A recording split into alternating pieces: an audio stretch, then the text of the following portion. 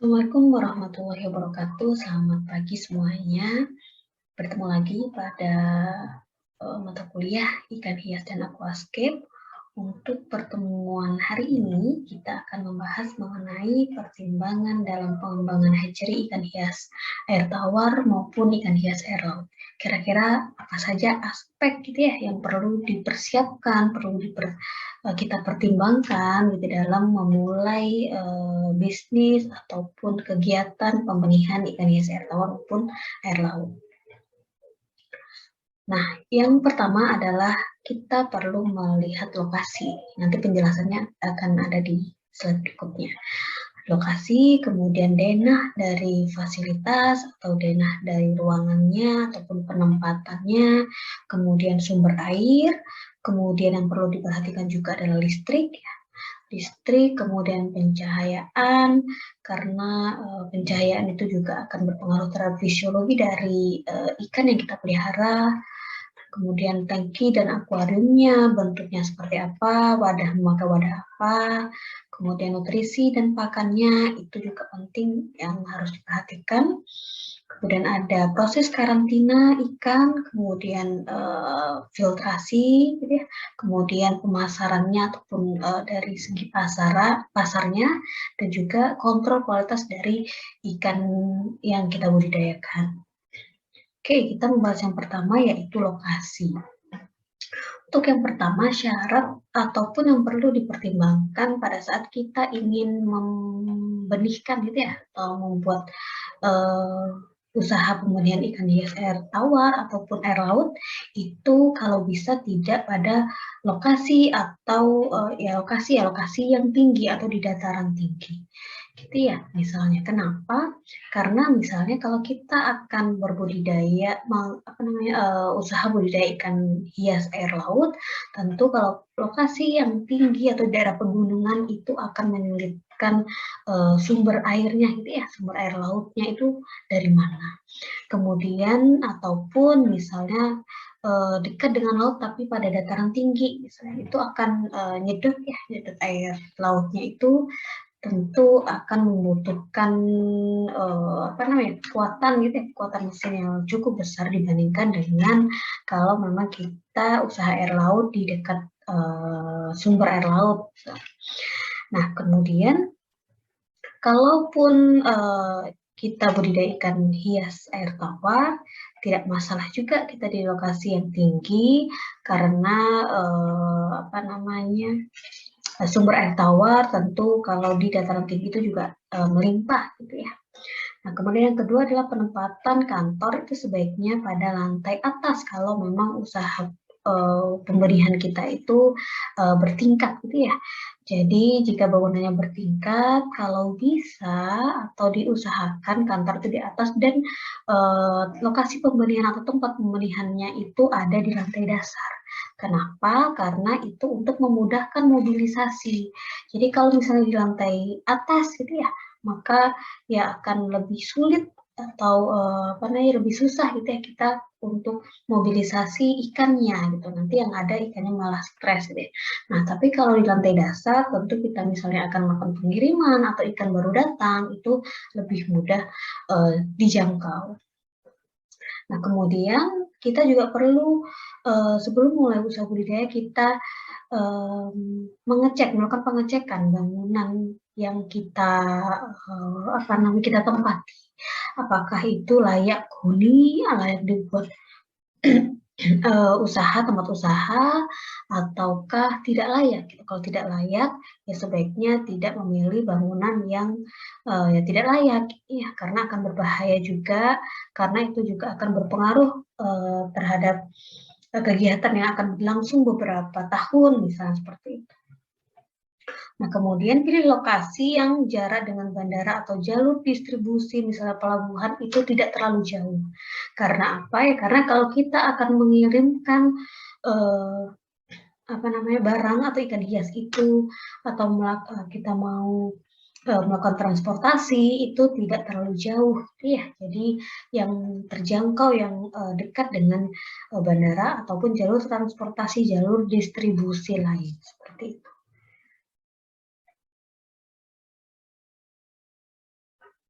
Kemudian yang kedua adalah denah fasilitas. Kenapa sih kita perlu membuat denah fasilitas?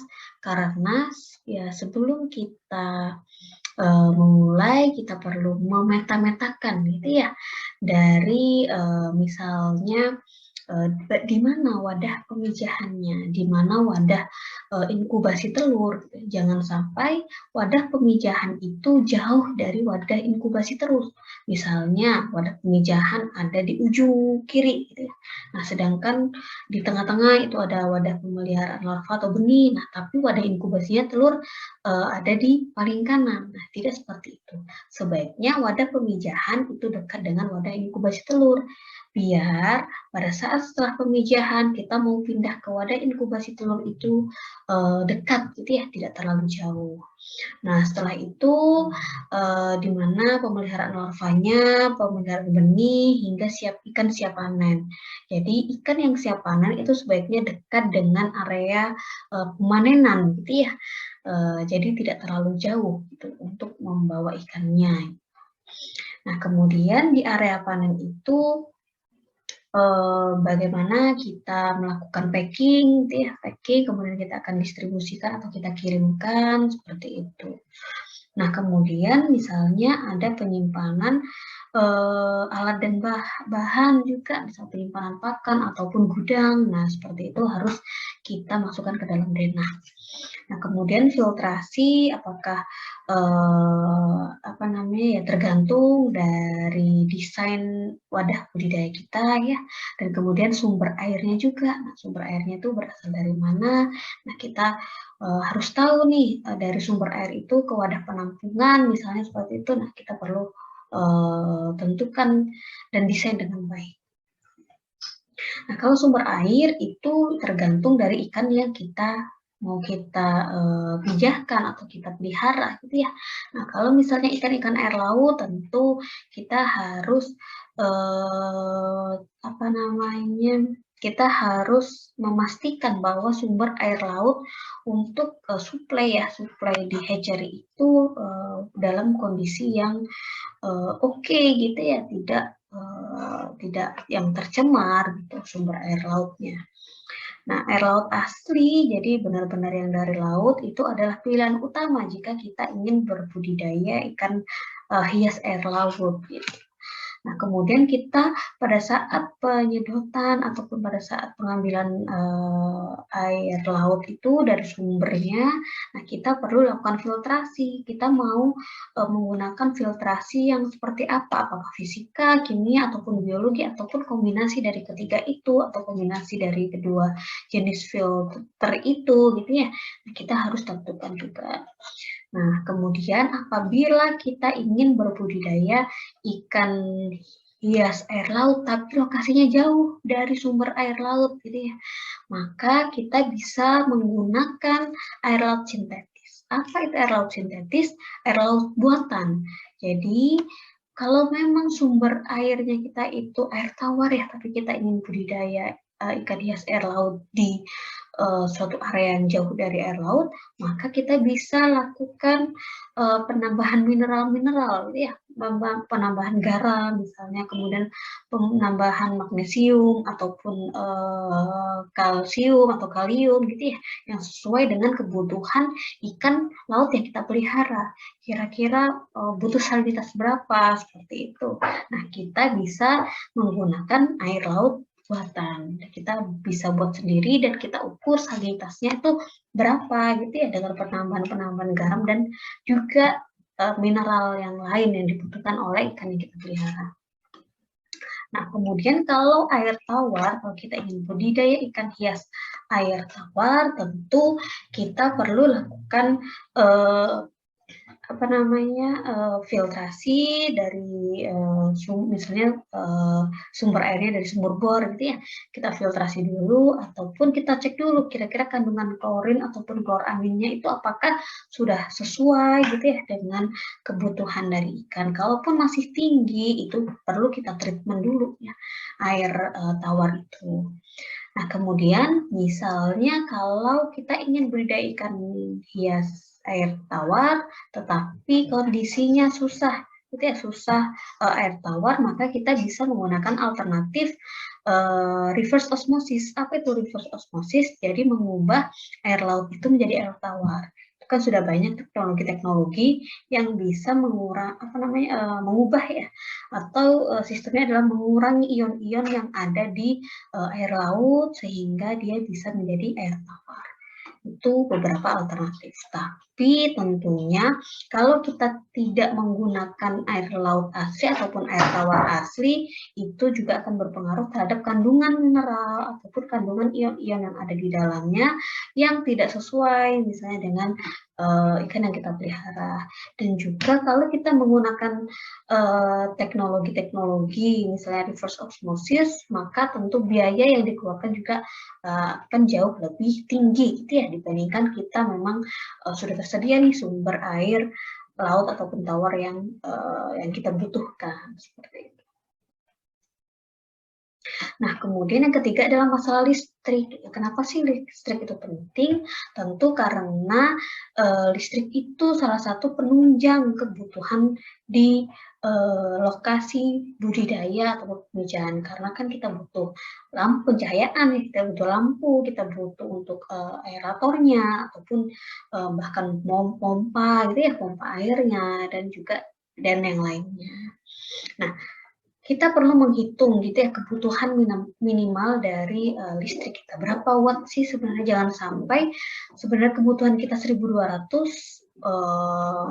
kW gitu ya, tapi ternyata tegangan ataupun yang listrik kita itu cuma 900. Nah, bisa-bisa tiap menyalakan misalnya aerator, jepret, misalnya seperti itu, ataupun yang lain. Jadi kita perlu tahu kira-kira kebutuhan minimalnya berapa. Jangan sampai kita menggunakan listrik yang minimal itu. Kalau bisa kita lebihkan, karena itu tadi ditakutkan tidak kuat gitu ya. Misalnya kita mau menyalakan genset ataupun yang lainnya. Nah, kemudian kalau kita mau memasang semua yang berhubungan dengan listrik, ya kalau bisa di dekat dengan plafon atau di bagian atas. Kenapa seperti itu? Karena kita usaha budidaya yang notabene adalah berkecimpung dengan air gitu ya. Nah, air dan listrik itu saling bermusuhan ya, bertolak belakang, berbahaya sekali. Jadi kalau terpercik gitu ya, nah itu bisa berbahaya. Maka sejauh mungkin kita meletakkan kabel-kabel ataupun yang berhubungan dengan kelistrikan itu sejauh mungkin dengan air, kita jauhkan dengan air. Kemudian yang ketiga adalah kita perlu mempersiapkan sumber listrik cadangan. Karena apa? Karena kita tidak tahu, siapa tahu nih ternyata besok itu ada pemadaman listrik gitu ya. Nah, kalau seperti itu kan akan berbahaya untuk benih-benih ataupun larva ikan yang kita pelihara, bisa-bisa mati karena aerasinya tidak nyala. Nah, kita perlu persiapkan sumber listrik cadangan, misalnya pakai genset gitu ya. Jadi pada saat mati lampu, genset itu bisa otomatis menyala, misalnya tidak perlu ya nunggu. Karena kan terkadang kita tidak sadar, apalagi kalau siang hari mati lampu gitu ya, kalau memang kita tidak standby di dekat dengan wadah pemeliharaan, mungkin tidak tahu itu mati lampu atau tidak. Nah, kalau bisa kita siapkan sumber listrik cadangan yang otomatis menyala, misalnya dari sumber listrik utama itu mati, seperti itu. Nah, kemudian pencahayaan itu juga perlu kita perhatikan, pertimbangkan. Ya tergantung dari organisme yang kita pelihara, apakah bersifat nokturnal ataupun diurnal gitu ya. Kalau memang dia suka yang gelap, nah tentu pencahayaan tidak perlu terlalu terang seperti itu. Ataupun justru ikan yang kita pelihara itu lebih menyukai lokasi ataupun wadah yang terang. Nah, tentu kita pencahayaannya tentu yang terang seperti itu. Nah, kita juga perlu memperhatikan apakah pencahayaan yang kita gunakan itu untuk seluruh ruangan ataukah pencahayaan individu per akuarium. Kalau kita memakai bak besar gitu ya, itu bisa jadi bisa kita memakai pencahayaan seluruh ruangan. Tapi kalau kita per akuarium gitu ya, pakai wadah-wadah akuarium yang kecil-kecil banyak. Nah, itu perlu kita pertimbangkan. Kalau kita memakai pencahayaan hanya mengandalkan yang di ruangan, apakah penyebaran cahayanya itu merata ke akuarium-akuarium itu. Nah, sebaiknya kalau pencahayaan individu per akuarium itu sebaiknya ya kalau kita memakai akuarium kita pakai pencahayaan individu itu per akuarium kita beri lampu ya misalnya ya yang secukupnya untuk akuarium tersebut gitu ya, dan tentunya tergantung dari ikan yang kita pelihara apakah memang membutuhkan cahaya per akuarium atau tidak seperti itu. Kalau misalnya cupang tentu nggak perlu gitu ya, tidak perlu pencahayaan per akuarium gitu. Tapi kalau misalnya ikan-ikan yang lain yang membutuhkan pencahayaan, nah kita perlu berikan lampu ataupun sumber cahaya lain di akuarium tersebut. Nah ini kalau ini adalah saluran keluar ya air dari bak. Jadi ini selain untuk saluran outlet, ini juga berfungsi untuk menyimpan gitu ya, menyimpan telur-telur ikan-ikan yang notabene biasanya dia mengapung gitu ya. Nah, jadi di sini adalah sebagai saringan itu juga bisa. Jadi untuk menampung telur-telur ikan yang mengapung gitu ya, dan ingin kita collecting, ingin kita pindahkan misalnya ke bak yang lain, nah itu kita collecting atau kita kumpulkan di sini gitu ya. Di sini kemudian kita keluarkan lewat bawah seperti itu. Ini adalah wadah untuk outlet ya, outlet apabila kita ingin collecting telur gitu ya. Memang biasanya ada di permukaan. Nah, kemudian ini adalah sistem resirkulasi yang bisa kita gunakan untuk memaksimalkan gitu ya, memaksimalkan ruangan atau memaksimalkan wadah gitu ya. Jadi ini sistem resirkulasi dengan mengoptimalkan pemanfaatan air gitu ya, ataupun memang ruangan yang terbatas, dan juga kalau ikan hias itu biasanya memang airnya itu tidak seberapa keruh ya, jadi kita bisa gunakan filter gitu ya, kita filter lagi, kita masukkan lagi ke apa namanya, wadah-wadah seperti itu. Dari gambar yang holding space 2, 1 itu ya, dan juga ada pembatasnya. Nah, itu misalnya dalam satu wadah kita bisa gunakan 2 sisi kanan, sisi kiri untuk memelihara. Jadi kalau memang kita mempunyai wadah yang terbatas, kita bisa bagi 2 ya, untuk pemeliharaannya gitu, untuk wadah pemeliharaannya. Nah, ini adalah desain gitu ya, desain apa namanya, wadah dengan sistem resirkulasi yang memanfaatkan apa namanya, air ya, air yang bisa kita olah lagi, kita filter lagi, untuk kita maksimalkan lagi, itu ya kita pakai lagi. Nah, kalau ini adalah suatu desain gitu ya, desain untuk mengondisikan telur ikan itu apa namanya, diumpamakan ada dirami oleh induknya gitu ya, di mulut. Nah, tapi kita mengondisikan ini telurnya itu ada di wadah di gelas gitu ya, yang kita apa namanya, masukkan ke dalam akuarium gitu, kemudian telurnya itu kita taruh di gelas tersebut. Nah, itu kita kasih aerasi gitu ya, kita aerasi. Nah, kemudian kita beri heater di bagian di akuariumnya, di luar gelas itu kita beri heater agar ya kalau telur gitu ya membutuhkan suhu yang lebih tinggi gitu ya, karena kalau yang lebih rendah tentu akan lebih berpotensi untuk terserang jamur seperti itu. Nah, kita juga harus mengecek itu ya, kira-kira suhunya berapa gitu, jangan sampai terlalu panas ataupun jangan sampai terlalu rendah seperti itu. Nah, kemudian kalau ini adalah nutrisi dan pakan. Jadi yang kita pakai itu apakah pakan alami yang beku kemudian kita perkaya, ataukah kita akan memakai pakan buatan gitu ya, yang tergantung gitu ya, tergantung dari indukan yang kita pelihara gitu ya, tentu kebutuhannya berbeda. Nah, ini ada beberapa contoh ada salah satu contoh gitu ya, komposisi gitu ya, komposisi dari formulasi pakan pada ikan-ikan hias. Jadi berapa persenkah kebutuhan dari tepung ikannya, kemudian kita beri apa gitu ya, dan nutrisi-nutrisi lain ataupun vitamin yang lain, ini adalah salah satu contoh komposisinya. Nah, kemudian ini yang terakhir adalah kita perlu melakukan tindakan karantina. Apa sih tindakan karantina itu? Tindakan karantina itu adalah tindakan untuk mencegah gitu ya, mencegah terjadinya penularan ataupun penyebaran penyakit gitu ya. Penyakit baik itu virus, bakteri, parasit ataupun jamur gitu. Jadi apa yang dilakukan dalam tindakan karantina itu, kapan dilakukannya? Jadi kalau untuk ikan hias tentu tindakan karantina itu perlu dilakukan pada saat ikan itu datang. Jadi apabila kita memesan, misalnya nih memesan indukan, nah kita karantina dulu indukan itu selama beberapa hari. Kita lihat, kita cek apakah dalam jangka waktu misalnya 1 minggu itu ikannya sehat, masih dalam kondisi sehat, gitu ya. Meskipun memang biasanya ikan itu pada saat pengiriman dilengkapi dengan surat kesehatan, tapi kita tidak tahu apa yang terjadi di transportasi pada saat pengiriman itu, apakah ikan itu terpapar penyakit atau malah yang memang sebelumnya tidak terdeteksi penyakit malah pada saat perjalanan itu ada gitu ya, dia terinfeksi gitu.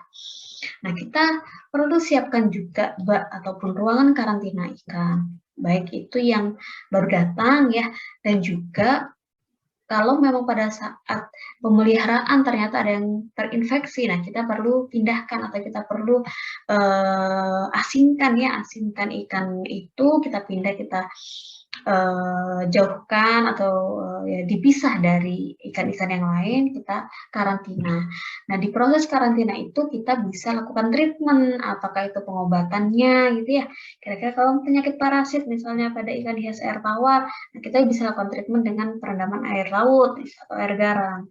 Ataupun misalnya pakai ternyata kita mau ikan kita terinfeksi bakteri gitu ya. Nah, kita bisa treatment dengan antibiotik yang legal gitu yang memang diperbolehkan ataupun bahan kimia yang lain, misalnya seperti itu.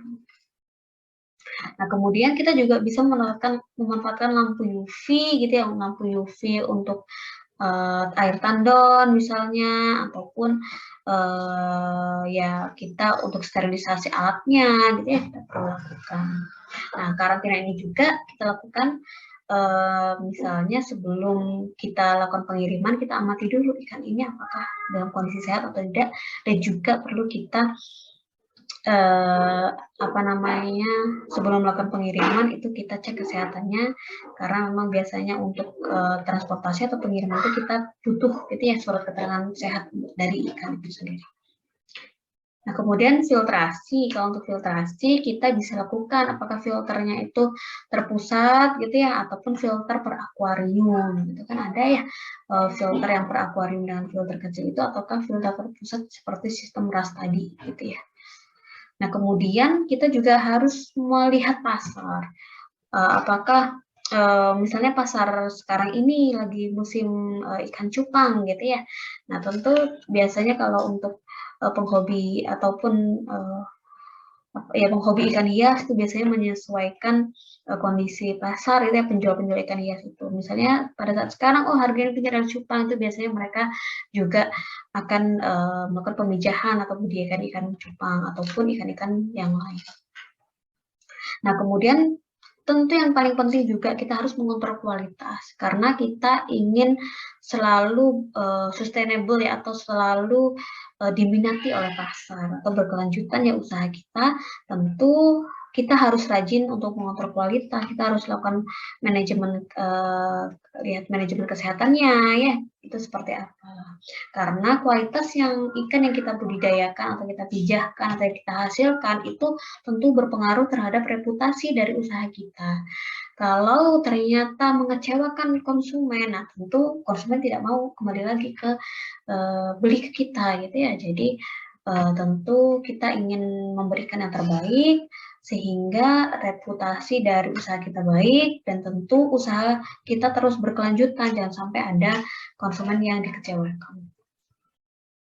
Oke, baik itu yang bisa saya sampaikan. Semoga bermanfaat. Sampai bertemu lagi di materi selanjutnya. Saya akhiri. Wassalamualaikum warahmatullahi wabarakatuh. Selamat pagi semuanya.